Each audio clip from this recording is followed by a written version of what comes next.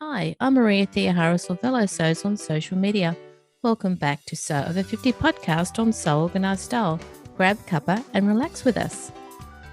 On Sew Organised Style podcast, I begin today by acknowledging the traditional custodians of the land on which we record this podcast and pay respects to the elders past and present. Listeners, before we start, thank you to our newest podcast patron, Karen. I appreciate your joining the podcast supporters on Patreon. I'm always so chuffed when new people provide their support of the podcast so I can keep bringing you great guests from the SewOver50 community and sewers like you and me. Thanks for joining us on SewOver50 podcast on Sew Organised Style. SewOver50 intersects with all communities. We're a community that is so over ageism. It's September and we're getting close to this year's SewOver50 Frocktail event in Edinburgh. It's on the 21st. So in the lead up to that, let's listen to part 2 of the podcast with Weiss from Ghent. Weiss talks about her love of sewing, and many of you identify with Weiss because you follow her. If you don't already follow Weiss, her Instagram account is Weiss_G. As we know, Weiss sews great clothes and her creations have a lot of love in them, and a lot of experience that she's going to talk about in this podcast. Today, we're going to take a closer look at your sewing life. Thank you for being on the podcast for SewOver50. Thank you for having me again. We've got some really great feedback from your first podcast, and I think now we need to look at sewing. What does sewing give you? I love the feeling it gives me. When I have the time and when I'm able to sew, when I can create and going from a two-dimensional piece, the pattern, going to a three-dimensional garment, I think that's fantastic. That gives me a good feeling. And then what about the activity itself, the sewing? I love some challenges.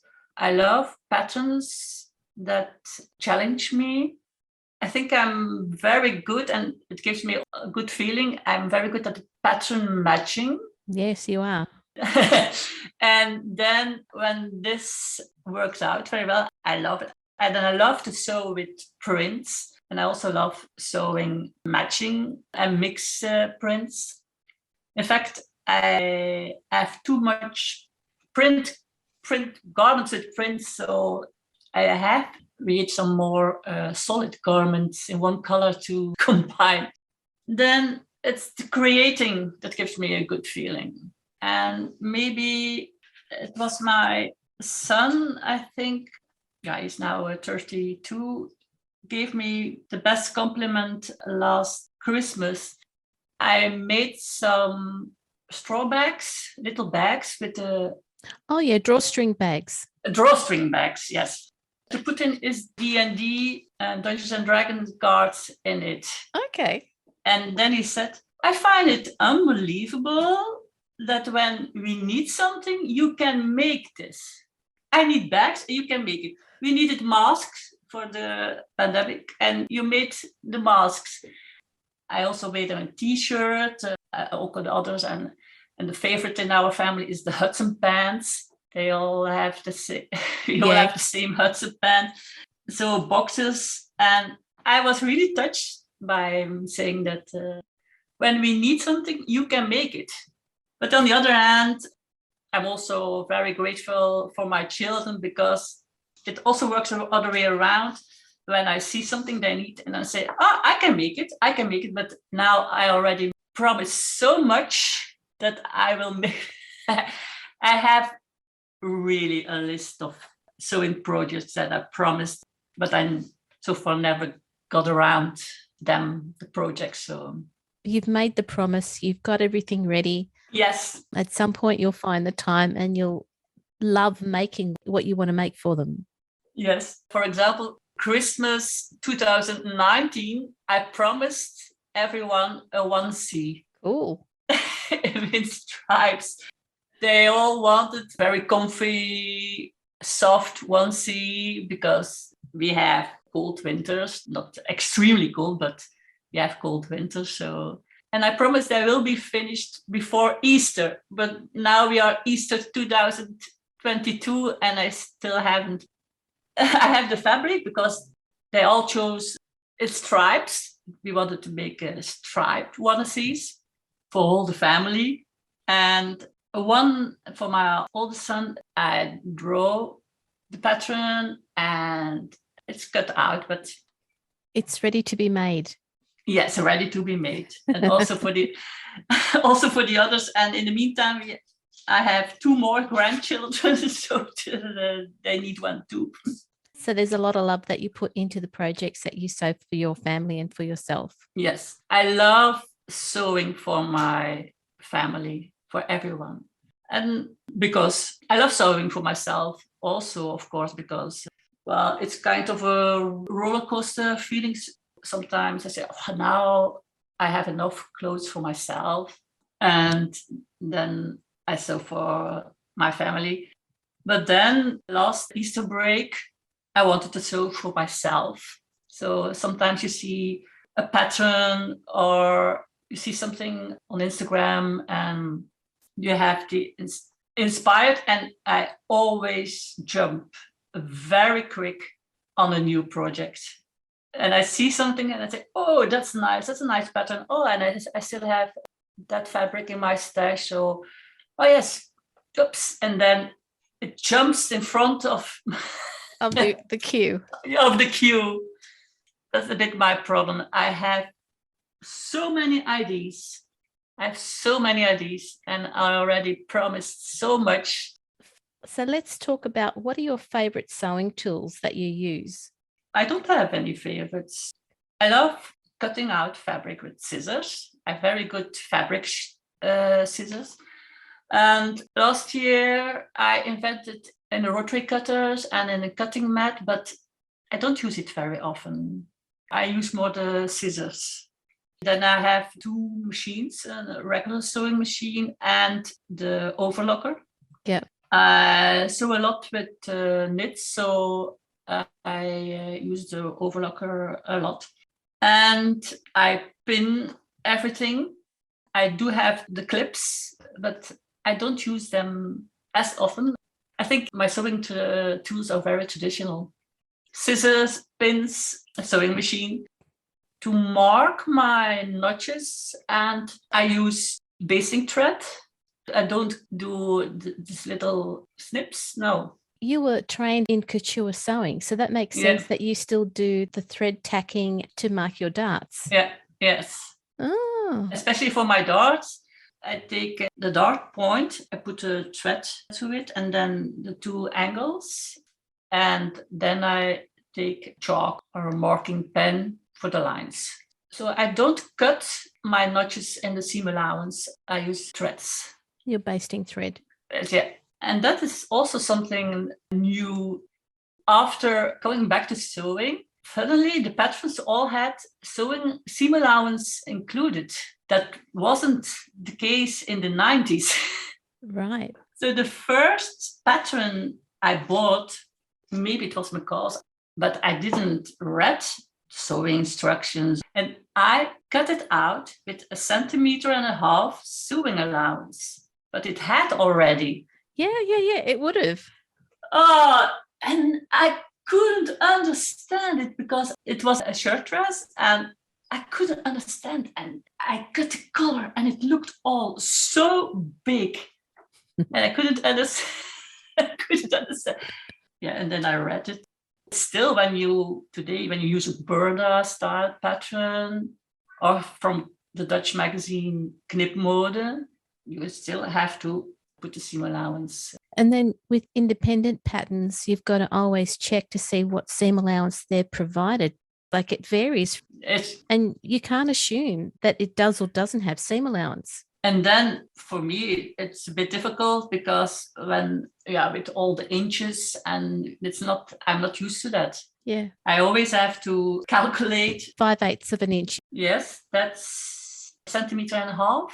And often I think the seam allowance that is provided in the patterns is too much. I'm used to 1 centimeter of seam allowance. That's what I use all of the time. Because otherwise it's not really sustainable that after you have 1.5 centimeters seam allowance and then they say you trim. You lose a lot of fabrics. Mm. Hearing how you found patterns didn't have seam allowances, now they do, and there's a variety of them. It really is an eye-opener, for people who haven't lived as long as you, to realize that what we take for granted wasn't there before. Yes, it is. Yes. When I start a project now, I still have a new project. When I print out a pattern and then I do it with a highlighter. I love when the pattern designer says it's on the pattern pieces. I love it. That's the thing that I really want, that on every pattern piece, so much seam allowance. Yes. I think that's really necessary. It is for accuracy and for matching prints. When I was blogging, I always did reviews. My blog posts are kind of reviews. It's one of the things I often mentioned, that I would love for the indie designers to put the seam allowance they use on every pattern piece. That is very handy and very convenient. I don't like it when it's only written in the directions, because there is such a variety of seam allowances. So that's one thing I always mention. And then sometimes they'll say it's 5/8 of an inch, but on certain parts of, say, a facing, it might only be 1/4 of an inch. And you need to keep your eyes open on every pattern piece. Yes, but also you have to be focused when you when you sew. When you sew. That's why you can't sew when you are tired. No, you have to have a clear head for sewing. Yes. And you have to measure all the time. Everything, the pattern pieces, the seams, you have to test the paper patterns. That's what I do all the time. Mm-hmm. When the paper pattern is cut out, I always match the seams that are needed to match. So I test out, are the side seams equal of the front and the back? And often you already see some mistakes there, some patterns. So I think taking your time and measuring everything every time. Also, I'm rather tall. I once was 1.80 meters, but I already lost a centimeter or two, thank you. But every pattern piece, I have to lengthen the top, the bodice and the back with 4.5, 5 centimeters. That's one thing that I already have to do when I start a new pattern. And that's why I love using the same pattern more. Because you've already done those changes. Yes, and everything is adjusted, and you have already a piece of garment. The first one is like the muslin or the toile. Yes. So I think at some point you have, in fact, enough patterns, but then you see something on Instagram or in a blog, or then you are triggered to make a new thing. It sounds like you do that quite often. Yes. It's your enjoyment. Yes. And of course, I'm following the SewOver50 hashtag, and wow, there are some very nice projects. I'm often in awe, amazed by the creations of all these women, and some men, of course, too. Yeah. Every so often we see you featured in SewOver50 as well. So you have just as awesome skills as the people that you see on Instagram. Thank you. Thank you. Thank you for the compliment. You're welcome. When I restarted sewing, and I also, after a few years, I think 2017, I started taking classes again, pattern drafting. And that's very interesting. And now I'm able to design basic patterns for my measurements. Wow, that's good. Yes, at the moment we are working on a blazer. Very, very interesting. I'm going to show it one of these days. I have now a basic pattern, or a sloper, I think it's, or a block pattern for a skirt, for a dress, shirt dress, wide leg pants, culottes. It gives me a lot of satisfaction to follow these classes and also to connect with the other women that are there. There's also a variety of ages, of background, because it's so strange, because in my family, in my social circle, my friends, I am the only one who sews. And everyone is really taken, how do you say, a little bit surprised that this is my hobby. I'm used to it now, but in the beginning at school, and my colleagues said, "Oh, nice dress or nice top," or something. And then I said, "Yeah, I made it myself." What? Mm-hmm. What? And then that gives me also a good feeling that they don't believe that I could make these kind of clothes. And they're wonderful clothes as well, because they're complimenting you. So it's like a way that they've seen another side of you. Yes, that question, did you make that? In this kind of disbelieving tone of voice, I really love it. Yeah. I understand how you feel. Liz, thank you so much for coming back on the podcast. It's been really interesting to hear how you've taken on more learning to get your block patterns prepared, and the process that you go through to check a pattern when you're first using it to make sure that it does all match together. It's been eye-opening for me. Thank you, Maria. It was very nice to chat with you, to talk about my sewing experience, my sewing world. So thank you so much for having me on your podcast. I really appreciate the fact that you've come on to the podcast. I know a lot of people want to hear from you because they see all the lovely clothes that you make yourself, whether it's for you or others. And I know that hearing you talk about your love of sewing is what listeners enjoy and come back for. Thank you. You're welcome. And have a lovely day, listeners. Bye. This episode for SewOver50 podcast on Sew Organised Style was produced by me, Maria Theoharis, with permission of Wiz, sound by bensound.com. Listeners, if you want to provide a guest post for SewOver50, make sure you direct message Judith and Sandy at the SewOver50 account on Instagram. Also, keep an eye out for the next Sew50 Live event that Bird and Molly are hosting. Remember, these SewOver50 Live events will always be available on the SewOver50 account. You can subscribe to Sew Organised Style podcast, but with an S, not a Z, on all good podcast apps.